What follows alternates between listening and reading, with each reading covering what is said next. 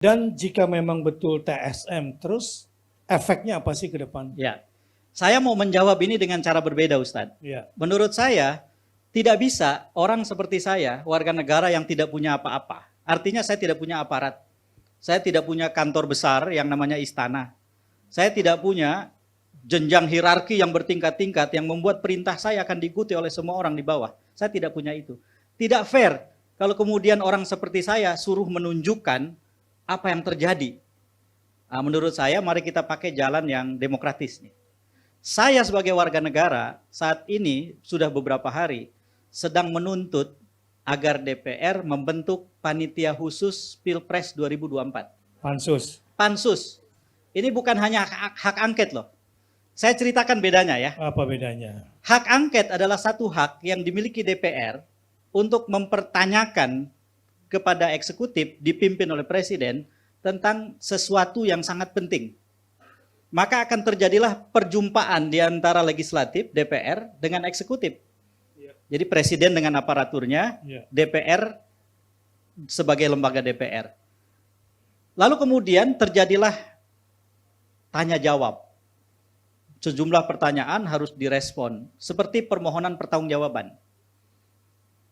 Kalau pansus, panitianya dibentuk, dikasih waktu tertentu yang spesifik, misalnya katakanlah 20 hari, dari tanggal 25 Februari sampai dengan tanggal 17 Maret. Wih, udah ngasih tanggal nih. Saya udah ngasih tanggal nih, supaya konkret, karena waktu kan terus berjalan nih.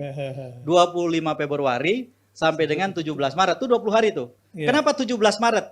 Karena penetapan hasil pemilu itu 30 Maret menurut jadwal KPU. Yeah. Jangan sampai lewat itu. Yeah. Artinya pansus ini harus bekerja untuk memproses sampai kemudian akhirnya pada tanggal 30 Maret ketika memang harus diputuskan sesuatu, keputusannya adil. Pansus itu terdiri dari seluruh fraksi yang ada di DPR yang keanggotaannya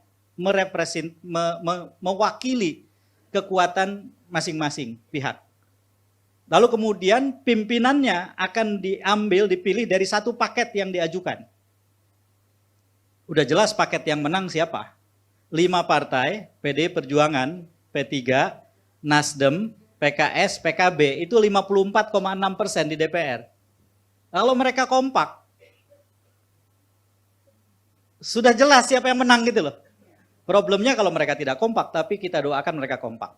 Amin. Nanti saya akan mungkin cerita Ustadz beberapa komunikasi yang saya lakukan dengan beberapa pihak, tanpa saya sebutkan namanya atas nama etika, hanya untuk memberi informasi kepada publik bahwa nggak benar itu, banyak sekali berita yang mengatakan ini sedang pecah, ini sedang ini dan seterusnya. Ya itu framing media ya. Iya, framing media yang jangan sampai kita kemudian jadi korbannya. Nah, kembali ke soal tadi, 20 hari itu yang akan terjadi adalah dilibatkannya oleh DPR yang disebut para pemangku kepentingan, stakeholders. Jadi bukan hanya presiden dengan aparaturnya. Ya tentu saja presiden dan aparaturnya akan dilibatkan, dipanggil.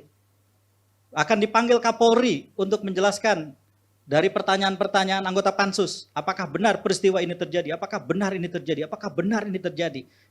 Kenapa kepolisian membiarkan ini terjadi? Kenapa mobilisasi aparatur ini terjadi sampai setingkat ini? Kapolri yang harus menjawab. Kepala desa juga bisa dipanggil? Ya, ke Pak Mendagri. Mendagri dipanggil untuk menjelaskan banyak sekali hal. Panglima TNI dipanggil.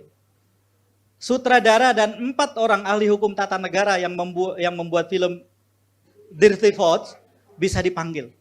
5 orang ahli hukum tata negara bisa dipanggil, termasuk Bang Yusril misalnya ada di situ. Tapi kan ada Profesor Denny Indrayana, ada Profesor Jainar Arifin Muchtar dan lain-lain. Jadi dipanggil itu. Gerakan-gerakan civil society yang berkait dengan pemilu, pelaporan kecurangan pemilu, kejahatan pemilu bisa dipanggil. Dan apa asiknya? Pimpinan pansus bisa mengatakan bahwa kegiatan panitia khusus ini terbuka untuk publik. Bayangkan 20 hari siaran langsung. Semua kebokbrokan itu akan mengapung di atas permukaan. Kalah tuh drakor tuh ya. Pada ibu-ibu. Dan kalau kemudian ini dilakukan Ustadz, kalau ini kemudian dilakukan, satu hal yang menurut saya jelas adalah kita membuat kanal atau saluran untuk orang-orang yang marah. Sehingga kemarahan itu tidak tumpah di jalanan. Sehingga kemarahan itu tidak menjadi kegiatan pengerusakan. Sehingga kemarahan itu kemudian berproses menjadi perlawanan, itu yang penting. Kesalahan kita sebagai warga negara atau sebagai umat seringkali adalah lebih senang marah, tidak suka melawan.